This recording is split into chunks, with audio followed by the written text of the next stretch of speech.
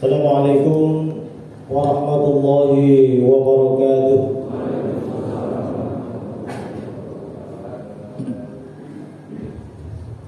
Allahu Akbar, Allahu Akbar, Allahu Akbar,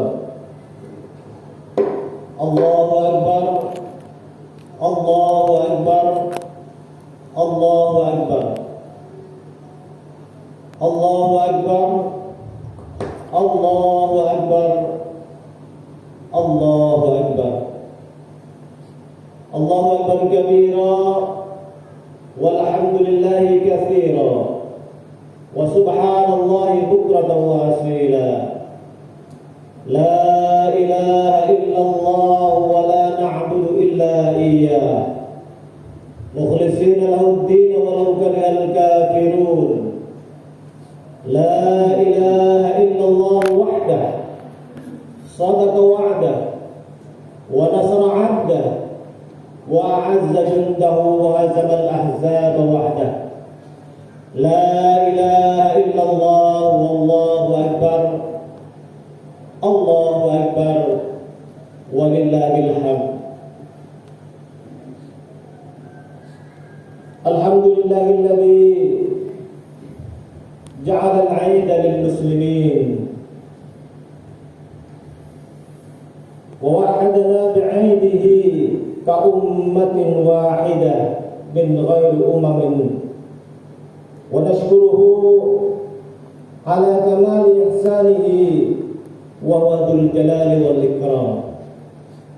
Asyhadu an la ilaha illallah wahdahu la syarika lah, wa asyhadu anna sayyidina Muhammadan 'abduhu wa rasuluhu la nabiyya ba'dah.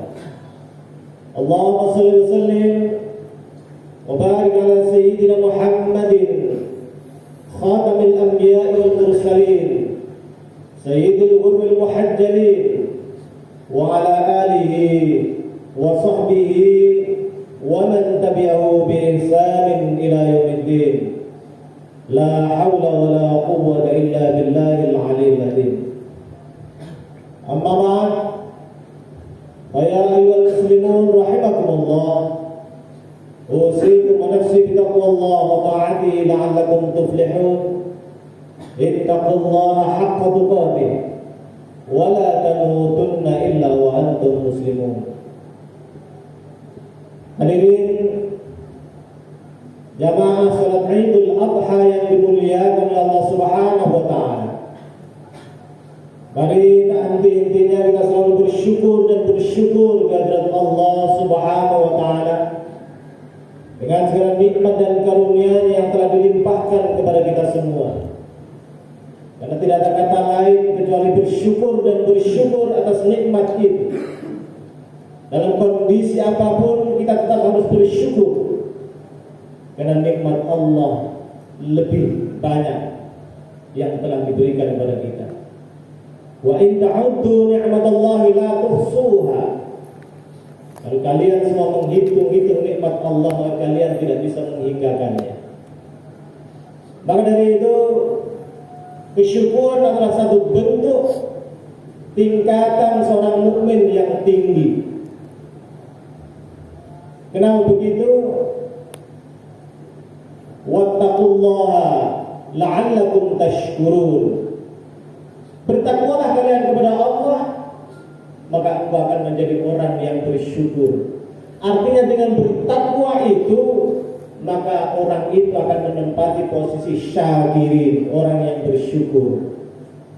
Karena bertakwa itu melaksanakan apa yang Allah perintahkan dan menghindari, menjauhi, meninggalkan apa yang Allah larang. Sehingga itulah posisi takwa. Dengan menggunakan kenikmatan yang Allah berikan itu, maka itu kita adalah bersyukur kepada Allah Subhanahu wa taala. Maka dari itu menurut Imam Ghazali, apa itu bersyukur? Asyukru huwa isti'malu ni'amillahi ta'ala ala ta'atihi wa tawqi 'anil istimalati biha ala maksiyatihi. Yang namanya bersyukur itu adalah menurut Imam Ghazali Isti'malu ni'amillahi ta'ala ala ta'atih, menggunakan nikmat Allah untuk ketaatan kepadanya.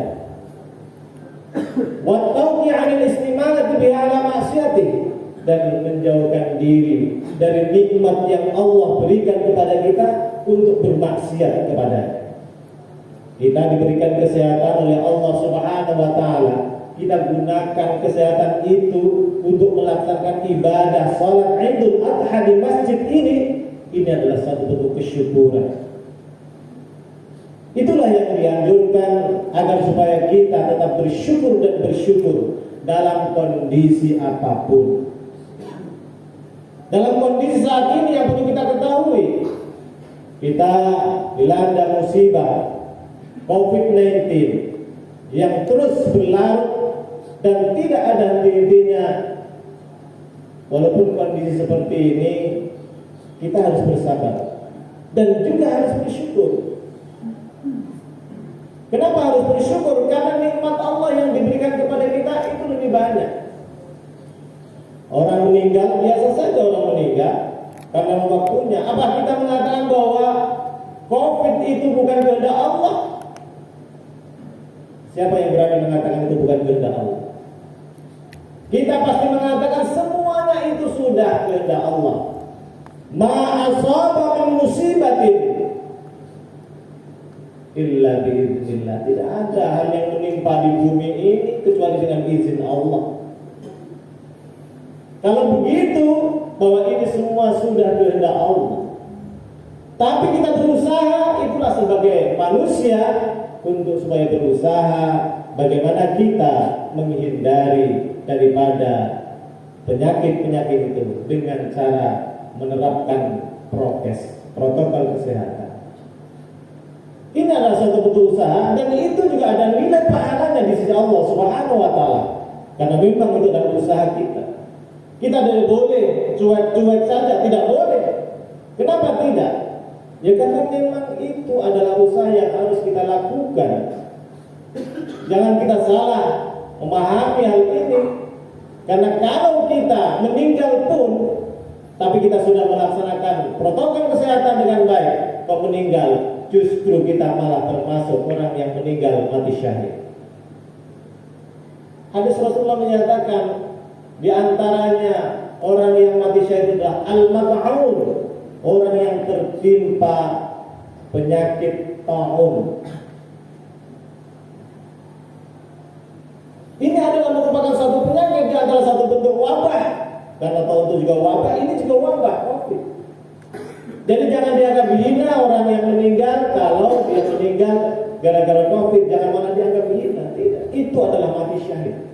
Wal mabdun, orang yang sakit perut juga, mungkin kolera dan lain sebagainya, itu juga mati syahid. Dan juga yang lain-lain.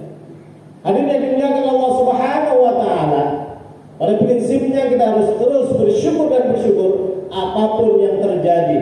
Jangan kita merasa nyaman hidup di dunia ini. Kenapa dikatakan begitu? Karena sewaktu-waktu itu juga kita akan berbahaya. Apa kita tidak pernah berpikir bahwa sebenarnya aamintum man fis sama ayyakshifa bikumul arda fa idza hiya tamur. Aamintum, apakah engkau merasa aman? Man fis sama, sedangkan ada benda-benda langit yang ada di langit itu, ayyakshifa bikumul arda fa idza hiya tamur. Dia bisa sewaktu-waktu akan jatuh, meteor-meteor, galaksi-galaksi, benda-benda langit itu bisa jatuh ke bumi, fa idza hiya tamur, dan bumi itu akan hancur. Apa kita pernah berpikir itu? Itu sewaktu-waktu bisa terjadi. Dan bahkan kalau kita perhatikan di bumi ini, itu di dalamnya adalah magma yang begitu panas. Dan sewaktu-waktu itu bisa juga meledak dan kita bisa juga musnah. Likuifaksi, gempa bumi yang sewaktu-waktu terjadi, maka diperingatkan oleh Al-Quran, amintum man fis sama ayyaksiba bikumul arda fa idza hiya tamur. Kok kalian merasa nyaman-nyaman saja, begitu senang di dunia ini, malah meninggal, malah takut. Padahal sebenarnya kita itu semuanya di dunia ini pada prinsipnya adalah seharusnya dalam kondisi apapun yang terjadi itu kita harus siap segalanya. Jadi ketakutan yang berlebihan itu tidak boleh, karena memang semuanya Allah yang mengatur, semuanya Allah yang menghendaki. Begitu juga kalau kita perhatikan peristiwa dari Ibrahim alaihissalam, Nabi kita, yang di saat itu diperintahkan oleh Allah untuk menyembelih anaknya. Falamma balagha ma'ahu as-sa'i qala inni ara fil manam anni adbahuka fanzur madza tara. Pada saat Ismail sudah dalam kondisi dia mulai bisa diajak berjalan, mulai bisa diajak bermain, kemudian Nabi Ibrahim mendapatkan wahyu. Kenapa itu wahyu? Karena mimpinya seorang nabi itu wahyu. Mimpinya seorang nabi itu wahyu. Maka berbeda dengan mimpi kita. Tapi mimpinya orang yang mukmin yang baik itu sebenarnya merupakan satu tanda-tanda. Maka ada orang yang bisa untuk menafsirkan atau memahami atau mentakbirkan dari mimpi, itu juga ada. Kita lihat juga Nabi Musa, begitu juga dia bisa menakbirkan mimpi. Maka sebenarnya kalau kita perhatikan, Nabi Ibrahim bermimpi, inni ara fil manam, di dalam tidur, ini adalah wahyu. Maka dia yakin, awalnya dia ragu, tapi sudah berulang kali. Maka itu ada namanya hari Tarwiyah, berpikir-pikir di hari tanggal yang ke-8. Maka ada hari Arafah di tanggal yang 9. Arafah itu jelas tahu, oh jelas ini adalah perintah Allah. Maka begitu juga sejajar. Kalau memang ini perintah Allah, laksanakan.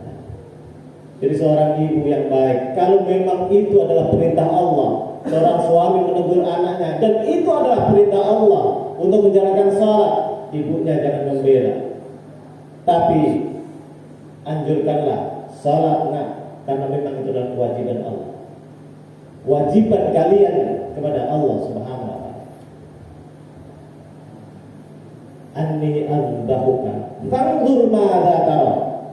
Jadi dia diajak bicara, Ismail diajak bicara, fanzur madza tara. Bagaimana menurut pendapatmu wahai ananda?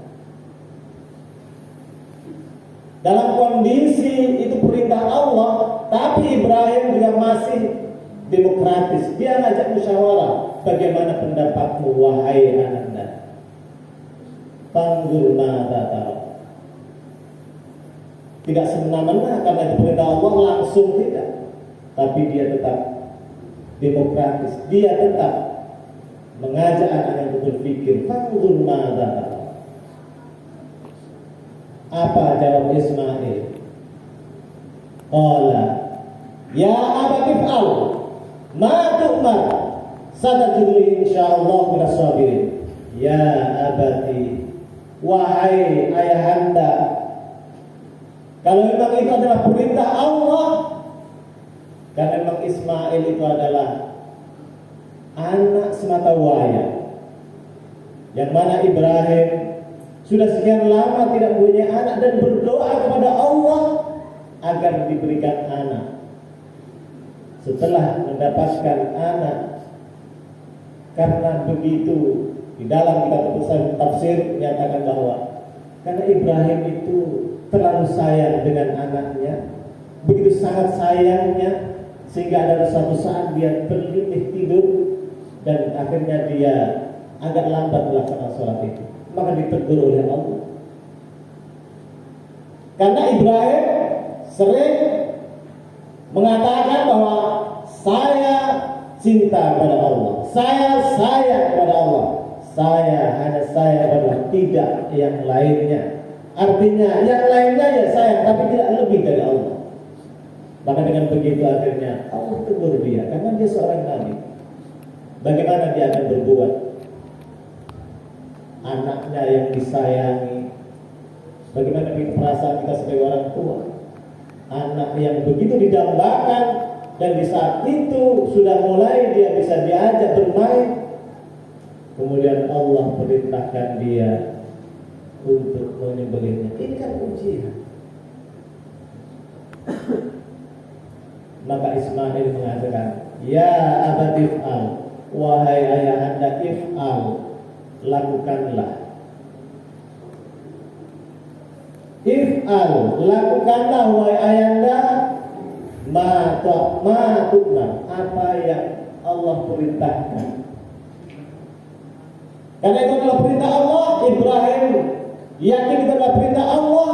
Ismail yakin juga itu adalah perintah Allah. If'al, ya abati if'al, ma tu'mar, wahai ayahanda, lakukanlah. Karena itu adalah perintah Allah. Apa yang Allah perintahkan itu lakukanlah. Satajiduni insyaallah minas sabirin. Insyaallah engkau akan menemuiku dalam kondisi termasuk orang-orang yang sabar. Artinya dia siap. Artinya Ismail, walaupun dia akan dikorbankan karena itu adalah perintah Allah, dia siap untuk dikorbankan.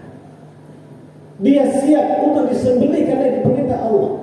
Maka disinilah yang perlu kita pahami, bahwa ketika sudah perintah Allah itu sami'na wa ata'na. Kalau sudah perintah Allah, maka kita mendengar dan kita taat. Perintah Allah kita disuruh untuk laksanakan sholat. Ya sami'na wa ata'na, karena itu perintah Allah. Aqimus sholat, dirikanlah sholat. Sedangkan itu fi'il amar. Fi'il amar al-asru fil amri tadullu lil wujub. Asal dari amar itu adalah menunjukkan pada satu kewajiban. Maka laksanakanlah sholat. Aqimus sholat, dirikanlah sholat. Itu adalah sholat wajib. Maka dari itu di dalam ayat yang lain, inna a'tainakal kautsar fasalli li rabbika wanhar. Inna a'taina, sesungguhnya kami telah memberikan kalian kautsar, nikmat yang begitu banyak. Jadi Allah menyatakan kepada kita semua bahwa Allah itu mengatakan bahwa Allah telah memberikan nikmat begitu banyak kepada kita. Coba kalau begitu kok kita masih tidak bersyukur, itu bagaimana?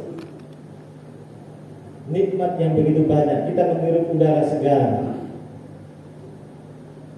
Sekarang gara-gara COVID ini, oksigen kita pun mungkin tidak terbeli. Tapi Allah memberikan nikmat yang begitu bebas, lepas kita menghirup udara dengan sepuas-puasnya. Itu baru oksigen. Begitu juga yang lain. Subhanallah. Inna a'tainakal kautsar, sesungguhnya kami telah memberikan kalian nikmat yang begitu banyak. Maka fasalli li rabbika wanhar, maka sholatlah kalian. Nah ini lagi-lagi sholat. Fasalli, maka sholatlah kalian. Perintah sholat. Jadi kalau kita masih ada yang sholat hanya sekali-sekali, maka mulai saat ini mari kita lakukan sholat wajib 5 kali sehari. Bagaimana caranya? Bagaimanapun itu yang penting dilakukan. Nanti Allah yang akan menilainya. Karena memang sebenarnya Allah itu menilai dari ketaatan kita, bukan kesombongan kita, tapi ketaatan kita. Ketika memang kita tidak bisa melakukan, kemudian karena memang itu uzur atau karena kita lupa, Allah akan maafkan, Maha Pengampun. Allah Ghafurur Rahim. Jadi jangan pernah kita mengatakan atau menyepelekan terkait dengan sholat itu. lebih-lebih salat wajib, dan kalau bisa ditambah dengan salat-salat sunnah. Fasholli li rabbika, maka salatlah karena Tuhanmu, bukan salat karena yang lain, bukan salat karena ayahnya, ibunya, bukan salat karena tetangganya, malu dengan tetangganya kalau tidak salat, sehingga salatnya hanya setahun sekali. Fasholli li rabbika wanhar, salatlah li rabbika karena Tuhanmu. Jadi salat itu untuk kita persembahkan kepada Allah. Tapi kalaupun kita sedunia tidak salat, Allah tidak gagal menjadi Allah. Allah tetap Allah, karena sebenarnya itu adalah untuk kita sendiri. Salat kita itu adalah untuk kita sendiri. Ad-dunya mazra'atul akhirah. Dunia ini adalah mazra'atul akhirah, tanaman kita untuk nanti akan kita petik nanti di akhirat. Bagaimana kita akan berbuat di dunia ini? Kalau jelek, ya nanti di akhirat dia rasakan sendiri. Tapi kalau baik, mudah-mudahan Allah memberikan balasan yang terbaik. Fasholli li rabbika wanhar, salatlah kalian li rabbika karena Tuhanmu, wanhar, dan sembelihlah kurban. Hadirin yang dimuliakan oleh Allah Subhanahu wa taala. Kita pada hari ini dan 3 hari ke depan itu kita disunnahkan untuk menyembelih kurban menurut Imam Asy-Syafi'i. Menurut Imam Hanafi, wanhar itu malah wajib. Kan itu perintah, wanhar, dan sembelihlah kurban. Kita mengikuti Imam Syafi'i saja bahwa memang itu adalah sunnah. Sunnah yang memang sangat dianjurkan. Kalau wajib nanti kalau yang tidak berkorban berdosa. Karena ada mazhab yang mengatakan itu sunnah, kita ikuti yang sunnah saja. Artinya sunnah yang sangat ditekankan, sunnah muakkadah. Sunnah setingkat di atas sunnah, di bawah setingkat daripada wajib. Itu sunnah muakkadah. Wanhar, perintah ini, dan sembelihlah kurban. Jadi 3 hari 4 hari, artinya tanggal 10 itu hari ini, 11, 12, 13 itu kita disunnahkan untuk menyembelih kurban. Dan kita kalau puasa itu berdosa, karena itu haram berpuasa. Jadi kalau ada orang yang nekat berpuasa, itu malah haram, malah mendapatkan dosa, bukan malah dapat pahala. Maka kita dianjurkan, dilarang berpuasa, itu artinya kita dianjurkan untuk makan-makan. Maka wanhar itu yang perlu dipahami, wanhar itu adalah berkorban. Berkorban apa? Ini tergantung kemampuan kita. Tapi berkorban menurut aturan syariatnya ya minimal kambing. Minimal kambing. Tapi kalau kita tidak mampu kambing apa? Yang penting kita berkorban. Menyembelih kan bila apa? Mungkin bila ayam boleh. Itu adalah satu bentuk pengorbanan kita. Kita tidak usah jelimet bahwa harus sampai ke kambing kalau enggak motong, enggak begitu. Maka Allah mengharamkan sampai di saat itu adalah berpuasa, ya kita disuruh untuk makan-makan.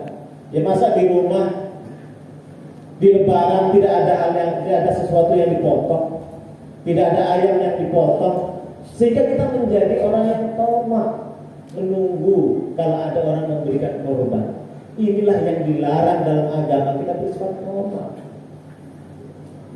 Ini mendidik di keluarga kita harus ada yang dipotong. Kalaupun tidak kambing, ya apa saja yang dimasak dimimpikan, kira-kira di saat itu makanlah, berbahagialah. Itulah satu bentuk kesyukuran kita. Jangan menunggu akhirnya termasuk orang yang tamak. Tamak itu dilarang dalam agama. Maka dari itu, mudah-mudahan kita di dalam Ramadan, di dalam Idul Adha pada saat ini, kita mudah-mudahan bisa untuk berbuat yang lebih baik, memulai diri kita untuk bisa membahagiakan keluarga.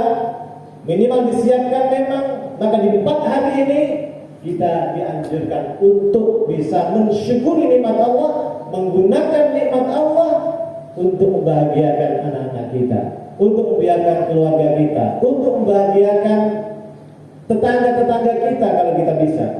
Maka bagaimana kita bisa bersedekah kalau memang bisa? Maka jangan terus karena nggak bisa potong kambingnya, nggak usah potong ayam. Tidak begitu dalam ajaran agama. Mala yudrabu kulluhu la yudrabu kulluhu. Ketika engkau tidak bisa mendapatkan yang sebenarnya, maka jangan tinggalkan seluruhnya. Itu dalam kaidah fikih ya. Kita harus memahami itu, jangan karena kita tidak bisa yang motong kambing ya terus tidak motong apa-apa, terus tidak berbuat apa-apa, terus ya menunggu saja, tidak seperti itu. Karena itu akan menunjukkan, akan memberikan satu sifat tamak kita, sehingga kita nanti malah menjadi orang yang menunggu dan menunggu, tidak ada pernah bersyukur.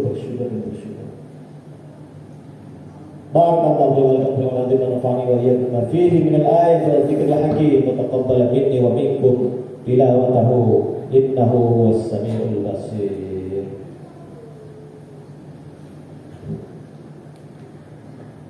Allahumma shalli ala sayyidina Muhammad wa ala ali sayyidina Muhammad.